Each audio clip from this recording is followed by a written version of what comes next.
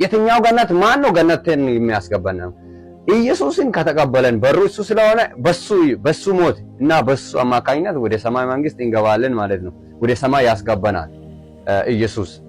ስለዚህ ወደ አብ ወደ አምላክ ወይንም አንድ አምላክ አለን ብለን የምናምነው ወደ አምላካችን የምንደርሰው በኢየሱስ ሞት ነው።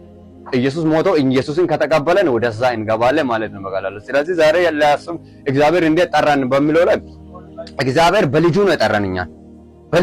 ልጁን ስንቀበል ነው እግዚአብሔር እኛን የምንቀበል። ኢየሱስን ስንቀበል እግዚአብሔር እኛን ይቀበለናል። ኢየሱስን ካልተቀበለን ወደ እግዚአብሔር የምንቀርበው ጽድቃችን የለም፣ የሚያስገባን ስራ የለም። ምክንያቱም ማንም ህግን መጠበቅ አይችልም። ህጉ ደግሞ የተጻፈበትን ህጉን አሰራሩን ታውቃላችሁ። አሁን ኢየሱስ የሚለን ማየት ራሱ ኃጢአት ነው ይላል።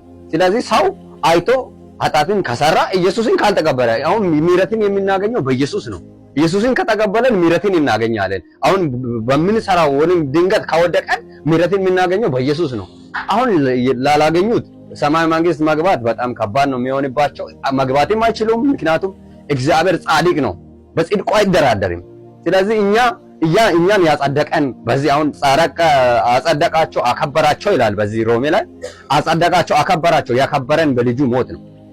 እግዚአብሔር ልጁን ሰውቶ ነው እኛን ያከበረን ያጸደቀን። ስለዚህ ወደዛ ጽድቅ ለመግባት ወደዛ ክብር ለመግባት ኢየሱስን መቀበል አለብን። ደግሞ በኢየሱስ መኖር አለብን። መቀበል ማለት ዝም ብሎ ስም ብቻ አይደለም። ብዙ ሰዎች ሃይማኖትን ይከተላሉ፣ ቸርችን ይከተላሉ፣ ግን ባህሪያቸው ሌላ ነው፣ ይመሳሰላሉ በዚህ ዓለም ላይ። ስለዚህ ኢየሱስን የተቀበሉት ይሄንን ዓለም መምሰል አይቻልም። ምክንያቱም ኢየሱስን ነው የሚመስሉት፣ ልጁን እንዲመስሉ ይላል። ስለዚህ ኢየሱስን እንዲመስሉ እግዚአብሔር በልጁ ጠራ። መጀመሪያ ወሰነ፣ ከዛም እነዛን የወሰናቸውን ጠራቸው ይላል። ወደዛ ከጠራቸው በኋላ ምን አደረገ? አጸደቃቸው። እነዛ ያጸደቃቸው ምን አደረገ? አከበራቸው። በልጁ ሞት እስከ መጨረሻ አከበራቸው። እግዚአብሔር ደግሞ ያከበራቸው ማንም አያወርድ። ማክበር ምን? ኢየሱስን መቀበል ማለት ምን ማለት ነው? በቃ በልቡ ሰው በልቡ አምኖ በአፉ መስክሮ ይድናል ይላል አይደለም? በአፉ መስክሮ በልቡ ማመን አለበት።